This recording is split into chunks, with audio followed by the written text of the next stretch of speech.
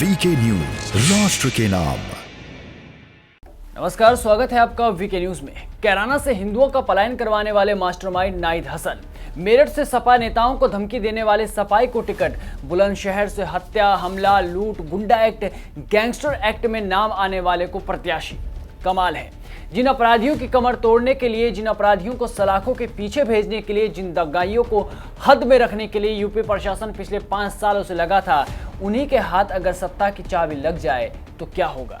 ये सवाल आपसे है और खास तौर पर इस चुनाव में योगदान देने वाली जनता से है, जो भावी मुख्यमंत्री और आने वाली सरकार को चुनेगी। सवाल ये कि सत्ता में अपराधी बैठे या फिर वो नेता जो आपके विकास की बात करे। और सवाल ये भी कि क्या सत्ता पाने के लालच में पार्टियां ये तक भूल गई हैं कि सुप्रीम कोर्ट और चुनाव आयोग ने क्या कहा था। बता दें कि यूपी में चुनाव तारीखों का ऐलान होते ही राजनीतिक दलों ने अपने अपने प्रत्याशियों की पहली सूची जारी करने की शुरुआत कर दी। ऐसे कयास लगाए जा रहे थे कि समाजवादी पार्टी इस बार समाज के साथ होगी, अपराधियों के साथ नहीं होगी। शायद इस बार अखिलेश सरकार सत्ता में आए तो अपराधियों, दुराचारियों को सत्ता से दूर रखा जाएगा, लेकिन सूची में आए नाम तो कुछ और ही बयां करते हैं। समाजवादी पार्टी गठबंधन की जो सूची आई है, उस सूची को भी सबने देखा है। कैराना में हिंदू व्यापारियों के पलायन के लिए जिम्मेदार लोगों को टिकट देना, मुजफ्फरनगर के दंगाइयों को टिकट देना, बुलंदशहर और अन्य लोनी में हिस्ट्री सीटर को, पेशेवर हिस्ट्री सीटर को और अपराधियों को टिकट देना, इस समाजवादी पार्टी और गठबंधन के चरित्र को उजागर कर देता है। इन पेशेवर अपराधी और माफियाओं को सत्ता में ला करके सत्ता को शोषण का प्रतीक बनाना, यही इनका सामाजिक न्याय है। कथित रूप से हिंदुओं के पलायन का मास्टरमाइंड नाहिद हसन को सपा से टिकट मिला। आपको बता दें कि नाहिद हसन के खिलाफ पुलिस में कई आपराधिक मामले दर्ज हैं। इसी के साथ उन्हें कैराना से हिंदुओं के अति चर्चित पलायन का मास्टरमाइंड भी कहा जाता है। ये शामली जिले की विशेष अदालत से भगोड़ा भी घोषित किया जा चुका है। बुलंदशहर सदर सीट से बसपा के टिकट पर विधायक बनते रहे हाजी अलीम को मृत्यु के बाद सपा रालोद ने उनके छोटे भाई हाजी यूनुस को टिकट दिया है। यूनुस पर बुलंदशहर की कोतवाली नगर में 23 मुकदमे दर्ज हैं। प्रभारी निरीक्षक द्वारा एसएसपी को भेजी गई रिपोर्ट में हत्या, हमला, लूट, गुंडा एक्ट, गैंगस्टर एक्ट जैसे 23 मुकदमों का जिक्र किया गया है। कमाल तो यह है कि सपा के नेता को जान से मारने वाले की धमकी देने वाले को सपा ने टिकट दे दिया। मेरठ से समाजवादी पार्टी के विधायक रफीक अंसारी को दोबारा टिकट दिया गया है। उन पर भी कई आपराधिक केस लंबित हैं। वो अपनी ही पार्टी के एक अन्य नेता को मौत की धमकी देने के बाद वायरल हुए थे। विधायक अंसारी के मेरठ के नौचंदी थाने में हिस्ट्री शीटर भी हैं। सपा आरएलडी के गठबंधन से जुड़ी प्रत्याशियों की इस सूची में कोई 1-2 नेता नहीं, बल्कि ऐसे कई नेता हैं जो आपराधिक प्रवृत्ति से जुड़े हैं, जिनमें से एक नाम भाजपा नेता गजेंद्र भाटी की हत्या करने वाले अपराधी अमरपाल शर्मा का भी है। गाजियाबाद के खोड़ा में भाजपा नेता गजेंद्र भाटी उर्फ गज्जी की 2 सितंबर 2017 को हत्या हुई। शूटरों ने खुलासा किया कि अमरपाल शर्मा ने उन्हें सुपारी दी थी। तमाम तरह के आरोपियों पर सपा मेहरबान है। यही वजह है कि अश्वनी उपाध्याय ने ये मांग कर दी।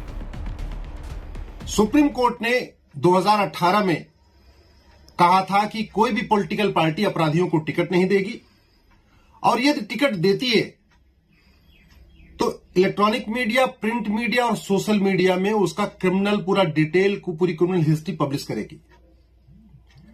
2020 में सुप्रीम कोर्ट ने फिर जजमेंट दिया कि कोई पॉलिटिकल पार्टी किसी अपराधी को टिकट नहीं देगी, अगर टिकट देगी तो कारण बताएगी, इलेक्ट्रॉनिक मीडिया, प्रिंट मीडिया में पब्लिश करेगी, और यदि पॉलिटिकल पार्टी ऐसा नहीं करती है तो इलेक्शन कमीशन उसके खिलाफ कंटेम्प्ट फाइल करेगी, पार्टी के मुखिया के खिलाफ।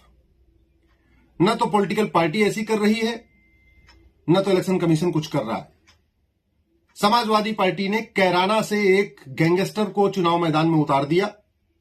न उस गैंगस्टर का क्रिमिनल डिटेल अपने ट्विटर पे पब्लिश किया, न फेसबुक पे पब्लिश किया, न इलेक्ट्रॉनिक मीडिया में पब्लिश किया, न प्रिंट मीडिया में पब्लिश किया, और इलेक्शन कमीशन ने भी कुछ नहीं किया। इसीलिए मैंने सुप्रीम कोर्ट में पीआईएल फाइल किया है, और हमने सुप्रीम कोर्ट से मांग किया है कि सबसे पहले तो इलेक्शन कमीशन को निर्देश दे कि वो समाजवादी पार्टी के मुखिया के खिलाफ कंटेम्प्ट पिटीशन फाइल करे और समाजवादी पार्टी की मान्यता रद्द करे। अश्वनी उपाध्याय ने जो दावे किए हैं वो यूं ही हवा में तीर नहीं चलाए गए। इसके पीछे की वजह यह है कि सुप्रीम कोर्ट ने 2018 में एक आदेश दिया था। आदेश ये था कि सभी राजनीतिक दल किसी प्रत्याशी को टिकट देने के 48 घंटे के भीतर अखबार और टीवी में उसके आपराधिक रिकॉर्ड की जानकारी प्रकाशित करें। पार्टी अपनी वेबसाइट पर भी प्रत्याशियों के आपराधिक रिकॉर्ड डाले। अगर अपराध के किसी आरोपी को टिकट दिया है तो चुनाव आयोग को ये बताएं कि उसी उम्मीदवार को टिकट क्यों दिया गया। वहीं चुनाव आयोग ने भी शनिवार को कहा था कि आपराधिक मामलों वाले उम्मीदवारों को चुनाव मैदान में उतारने वाले राजनीतिक दलों को अपनी वेबसाइट पर इस तरह के व्यक्तियों का विवरण अनिवार्य रूप से अपलोड करना होगा और चुनाव के लिए उन्हें टिकट देने का कारण भी बताना होगा। पर क्या ऐसा हुआ? नहीं हुआ।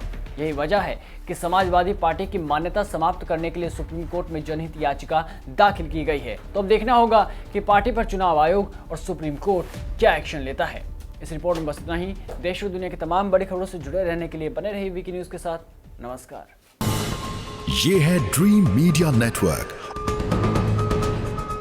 और आप देख रहे हैं देश का पहला 24/7 digital news channel VK news, राष्ट्र के नाम।